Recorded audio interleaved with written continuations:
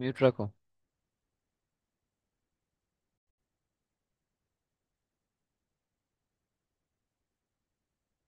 From each homologous chromosome exchange segments of alleles.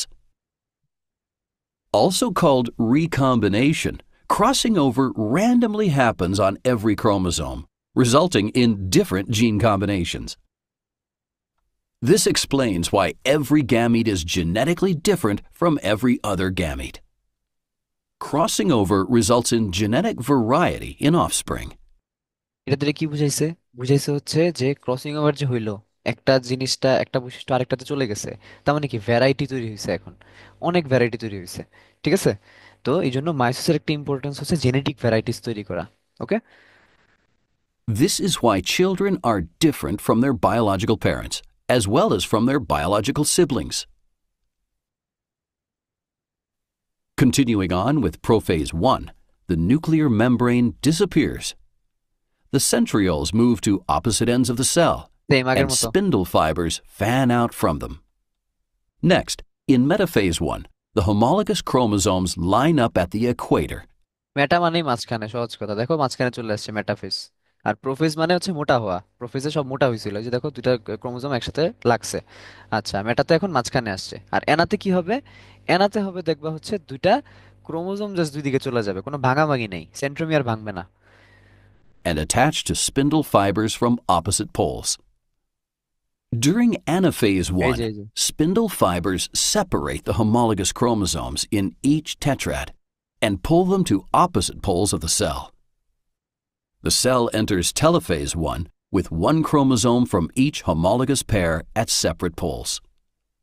However, each chromosome still consists of sister chromatids. Keep in mind that each chromosome's sister chromatids are no longer identical because of the allele exchange that happened during crossing over. Then, spindle fibers disappear and the nuclear membrane reforms around the chromosomes.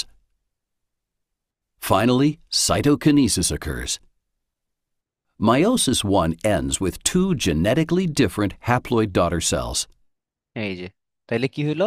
Haploid daughter cells. ঠিক আছে, একটু আগে কি ছিল? Tetrad ছিল একসাথে, চারটা ছিল। এখন দুইটা যে দুই দিকে চলে গেছে, হ্যাপ্লয়েড হয়ে গেছে। একটু ডিপ্লয়েড ছিল, এখন হ্যাপ্লয়েড। এইটাই হচ্ছে meiosis one reduction division. Reduce হয়ে গেছে, হ্যাপ্লয়েড হয়ে গেছে। আর এখন যেটা এখন এখন এটার পরে যেটা দেখবে মায়োসিস টু, ওইটা মাইটোসিসের মতো, ওইটা রিডাকশনাল ডিভিশন। ঠিক আছে? ওইটা সেন্ট্রোমিয়ার বরাবর ভেঙে যাবে। Each haploid cell contains only one set of chromosomes consisting of paired sister chromatids. Both cells now enter the next stage, meiosis II. However, unlike meiosis I, DNA does not replicate before meiosis II begins.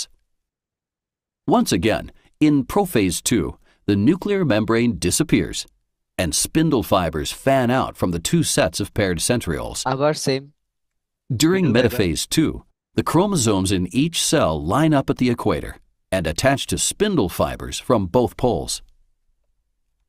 During anaphase 2, the sister chromatids of each chromosome separate and move to opposite poles. Once the sister chromatids separate, ওকে, দেখো তো এখন কি ভাগ হচ্ছে? Sister chromatid ভাগ হচ্ছে। আর meiosis ওয়ানের অ্যানাফেজে কি ভাগ হয়েছিল বলো তো? শব্দটা কি ছিল এখানে? হোমোলোগাস ক্রোমোজোম ছিল, তাই না?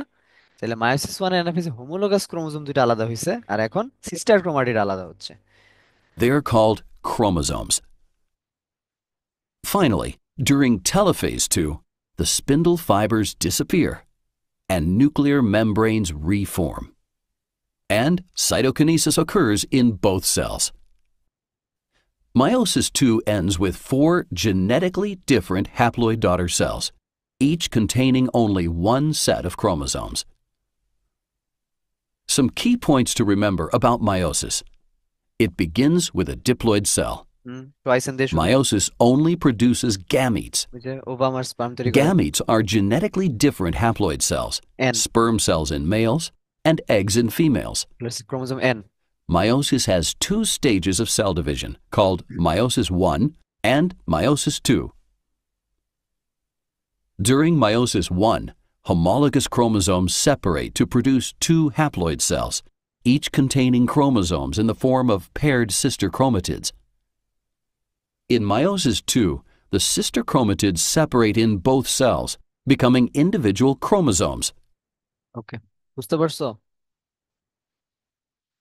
ওকে, এখন হচ্ছে তোমার বইয়ে মায়োসিস ওয়ান, মায়োসিস টু এত ডেসক্রিপটিভলি নাই, খুবই শর্ট লিখছে। তুমি শর্ট কিভাবে লিখবা? তোমার পরীক্ষায় পাশ করার জন্য তুমি শর্ট কি লিখবা আমি দেখাই দিচ্ছি। আমি এটা এতভাবে বুঝাইলাম যাতে তোমাদের বেসিকটা ক্লিয়ার থাকে। বেসিকটা আসলে যদি না ক্লিয়ার করো, পরের ক্লাসে ঝামেলায় পড়বা। তো পরীক্ষায় কি লিখবা মায়োসিসটা? ফার্স্টে শুরু করবা হচ্ছে টয়েসেন দিয়ে, ঠিক আছে? তো এটা ধরো হচ্ছে প্যারেন্ট সেল, ঠিক আছে? এটা আমরা লিখবো হচ্ছে diploid parent cell, diploid parent cell. Diploid মানে কি? টয়েসেন। এখন এটাকে যদি তুমি ইয়ে করো,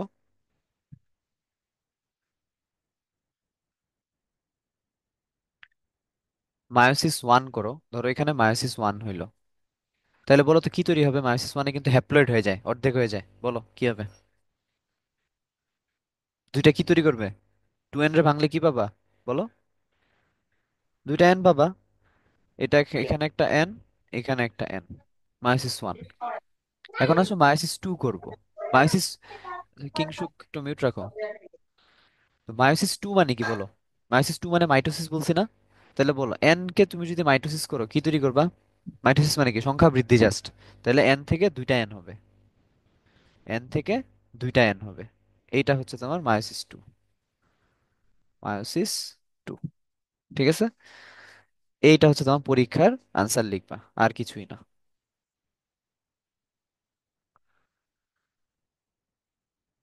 পরীক্ষায় জাস্ট এতটুকু লিখলেই মার্কস পেয়ে যাবা, যে এই স্টেজটার নাম লিখবা হচ্ছে মায়োসিস ওয়ান,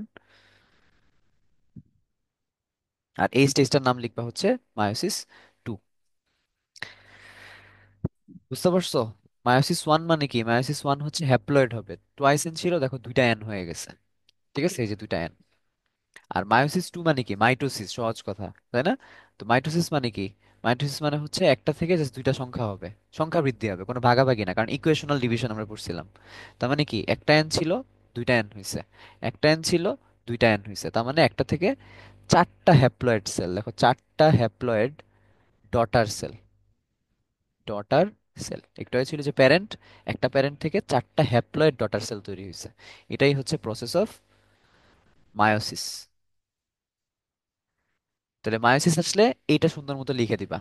আর মাইটোসিস আসলে স্টেজগুলোর ছবি আঁকতে হবে, কিন্তু প্রোফেজের ছবি আঁকবা। ছবিটা কি হবে? প্রোফেজের ছবি, যে একটা ফার্স্টে একটা নর্মাল কোষ আঁকবা, সেল আঁকবা, এর পাশের কোষটা হবে কি? নিউক্লিয়াসটা একটু বড়, তারপর ক্রোমোজোম গুলো একটু মোটা মোটা, এটা হবে প্রোফেজের ছবি। তারপর প্রোমেটা যখন আঁকবা তখন কি হবে? লিখবা যে নিউক্লিয়ার মেমব্রেন, নিউক্লিওলাস এগুলো ডিসঅ্যাপিয়ার হচ্ছে, তারপর হচ্ছে তোমার স্পিন্ডেল অ্যাপারেটাস তৈরি হচ্ছে, এটাই লিখবা যে অ্যাপিয়ারিং অ্যাপিয়ারিং অ্যাপিয়ারিং। তারপর মেটাফেজ, মেটাফেজে ছবিটা কিরকম হবে? তুমি ক্রোমোজোম গুলা মাঝখানে আঁকবা, ইকুয়েটোরিয়াল রিজনে আঁকবা, এবং মোটা মোটা আঁকবা। শেষ মেটাফেজের ছবি। অ্যানাফেজে কি করবা? দৌড় দিবে। তো দৌড় দেওয়ার ছবিটা কি হবে? এরকম হবে, মানে পোলের দিকে মাথাটা থাকবে, সেন্ট্রিমিয়ারটা থাকবে, আর দুইটা আর্ম থাকবে উল্টা দিকে, তাই না? এরকম ভাবে VLJI শেপ গুলা এঁকে দিলা। আর টেলোফিজ কি? টেলোফিজে হচ্ছে দুইটা কমপ্লিট সেল থাকবে এখানে, তাই না? তারপর যদি সাইটোকাইনেসিসের ছবি আসতে চায় তাহলে বলবা যে প্ল্যান্ট সেলের ক্ষেত্রে এখানে তোমার এন্ডোপ্লাজমিক রেটিকুলামের কারণে সেল প্লেট তৈরি হবে।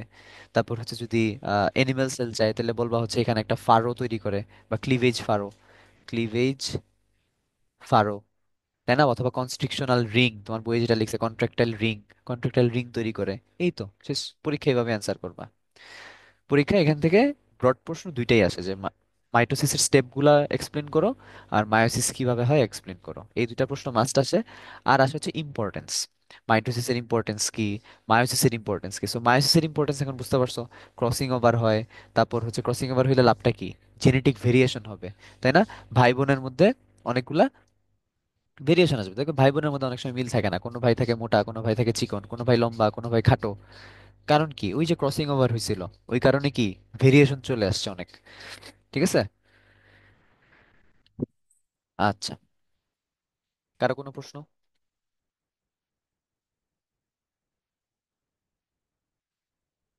প্রশ্ন থাকলে বলতে পারো।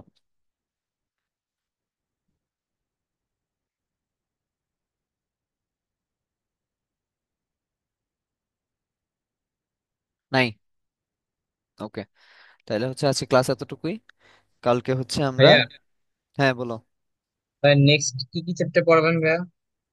নেক্সট তো কোন চ্যাপ্টার আমি শিওর না, কোন চ্যাপ্টার পড়বা তোমরা বলো, ওয়ান নাকি টু? হ্যাঁ, আমাদের তো 1 2 3 তো পড়ানো হয়ে গেছে ভাই, চ্যাপ্টার 4 পড়লে ভালো হয়। মানে আমি আচ্ছা আচ্ছা। একাডেমিতে আছে, কলেজের কি 3 পর্যন্ত তো হয়ে গেছে। আচ্ছা হয়ে গেছে না? ফোরটা কি দিবে? আচ্ছা ফোরটা ফোর। একটু কঠিন ভাই, ফোরটা পড়লে ভালো হয়। আচ্ছা ফোরটার নাম কি? বায়ো এনার্জেটিক্স। বায়ো এনার্জি, ওই যে এটিপি, এটিপি টিটিপি, জি ভাই, গ্লাইকোলাইসিস ওইটা। গ্লাইকোলাইসিস, হ্যাঁ ক্রেব সাইকেল, ঠিক আছে না, এটা ইম্পর্টেন্ট চ্যাপ্টার। ওকে, তাহলে কালকে এটা পড়ি, এটা সময় লাগবে কিন্তু 2 দিন লাগবে। তাহলে আমরা কালকে চ্যাপ্টার 4 পড়বো, ঠিক আছে? জি ভাই।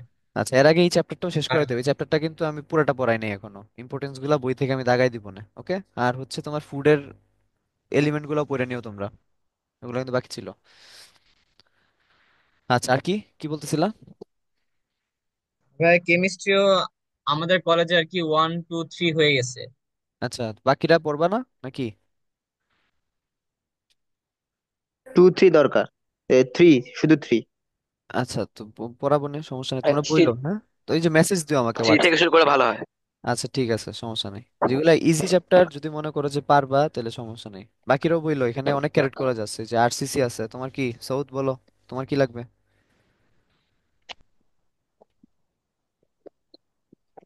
আচ্ছা ঠিক আছে, আমাকে আমাকে জানাইও, হ্যাঁ, কোন কোন চ্যাপ্টার পড়বা। তাহলে আমরা কালকে পড়বো হচ্ছে বায়োলজি চ্যাপ্টার 4, তাই তো? সবাই ঠিক আছে জি নাকি? ভাই। সবাই জি রেডি ভাই। আছো? ওকে, ঠিক আছে, তাহলে কালকে চ্যাপ্টার 4। আল্লাহ হাফিজ। আসসালামু আসসালামু আলাইকুম। আলাইকুম। ওয়ালাইকুম আসসালাম।